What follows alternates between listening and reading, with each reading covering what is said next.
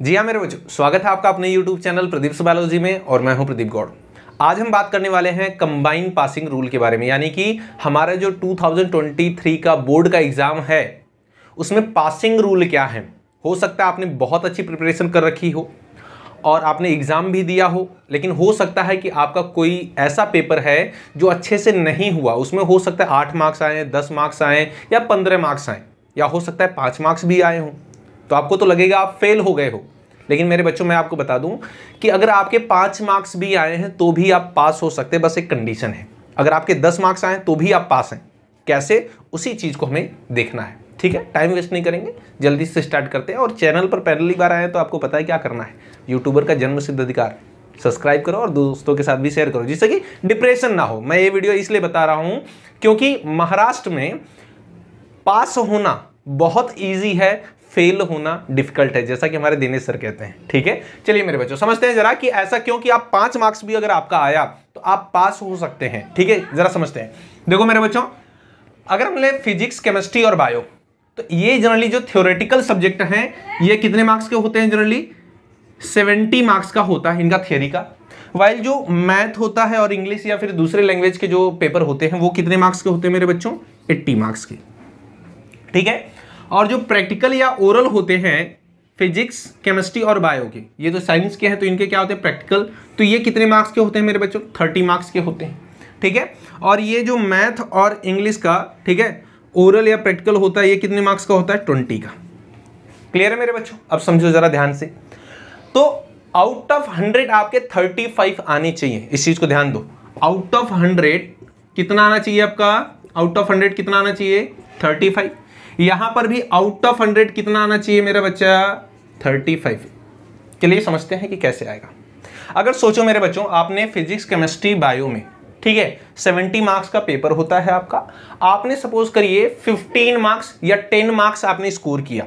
ठीक है, 10 मार्क्स आपने स्कोर किया, सिर्फ 10 मार्क्स ही सॉल्व कर पाए, 10 ही मार्क्स आपके आए हैं। ठीक है, अब समझिए, लेकिन क्या हो मेरे बच्चों, आपको आउट ऑफ 30 प्रैक्टिकल में 25 मार्क्स मिले, तो देखिए हो गया ना, आप पास हैं। कैसे? देखो 10 इधर और 25 इधर, कितना हो गया? 35। देखो पास हैं आप। क्या हो सर कि अगर आपको, हमें यहाँ फिजिक्स, केमिस्ट्री और बायोलॉजी में सिर्फ 5 मार्क्स मिले हैं, जैसा कि आपने कहा। ठीक है, तो क्या अब कैसे पास होंगे मेरे बच्चों? बस इसमें एक कंडीशन है कि जो आपका प्रैक्टिकल का एग्जाम हुआ तो इसमें आपको 30 आउट ऑफ 30 मिलने चाहिए। बात समझ में आई क्या? ये थोड़ा सा मुश्किल है, ये थोड़ा सा स्कॉलर बच्चों को मिलता है, या फिर कह सकते हैं कुछ सोर्स हो तुम्हारा। ठीक है, उस केस में। ठीक है, तो ओवरऑल मैं कहना क्या चाहता हूं कि अगर आपका थ्योरी और प्रैक्टिकल मिला करके 35 मार्क्स आते हैं तो आप पास हैं। इसी को बोलते हैं कंबाइन रूल। ठीक है, अब चलिए समझ लेते हैं इंग्लिश और मैथ में, ठीक है, कितने कितने चाहिए। ठीक है, समझो। फॉर एग्जाम्पल, अगर आपके मेरे बच्चों सपोज करिए कि आपने 25 मार्क्स लाए हैं आउट ऑफ 80, ठीक है, और आपने लाए हैं 15 मार्क्स कहाँ पे? आउट ऑफ 20 ओरल में अपने या फिर प्रैक्टिकल में। समझो, तो इसको कंबाइन करेंगे कितना हो गया मेरा बच्चा? बताइए, इसको कंबाइन करेंगे कितना हो गया आपका? ये हो गया 40। आउट ऑफ 100 कितना हो गया? 40। चाहिए कितना? 35, तो भी आप पास हैं। या फिर क्या हो मेरे बच्चों, समझिए, अगर आपको 15 मिले हैं ओरल में, सिर्फ 20 मिले हैं यहां पर, तो भी आप पास हैं।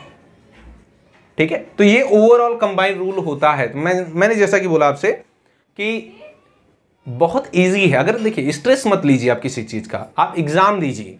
ठीक है, अब ऐसा नहीं कि आपको ये रूल पता चल गया तो अब बस इतना ही पढ़ना है, पास हो जाना है।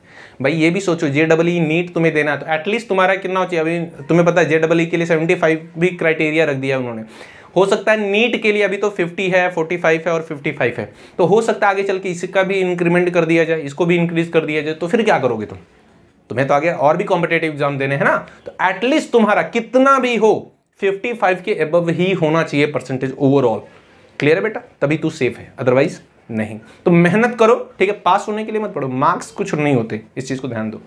तुम्हारा नॉलेज जो होता है वही सब कुछ है। ठीक है, बाकी इंफॉर्मेशन कैसे लगी हमें कमेंट सेक्शन में बताइए। अगर किसी और टॉपिक पर वीडियो चाहते हैं तो कमेंट सेक्शन में मेंशन करिए, मैं आपको रिप्लाई जरूर करूंगा। पता है बेटा, थोड़ा वीडियो रुक कर आ रही, बहुत लेट आ रही है बिकॉज थोड़ा टाइम नहीं मिल पा रहा है, लेकिन कुछ टाइम मैं ले रहा हूँ, कुछ ब्रेक ले रहा हूँ, आपके लिए कुछ कर रहा हूँ। इसके बाद हम MST CT नीट की प्रिपरेशन लगातार कंटिन्यूस करेंगे। ठीक है, तो मिलते हैं आपसे नेक्स्ट वीडियो में एक नई इन्फॉर्मेशन के साथ। तब तक के लिए जय हिंद।